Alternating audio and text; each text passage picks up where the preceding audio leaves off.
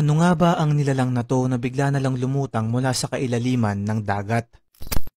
Mga kaibigan, ang video na to ay nakuha noong February 6 mula sa isang marine photographer sa Canary Island sa Spain. Ayon sa reports, ito raw ay isang abyssal anglerfish na tinatawag ring black devilfish.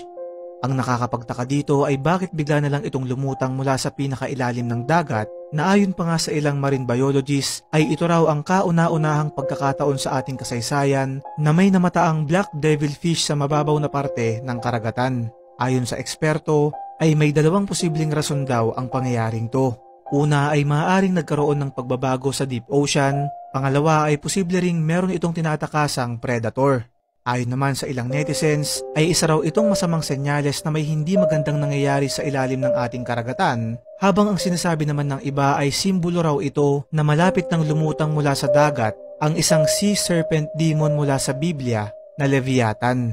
Ano sa tingin mo, kaibigan?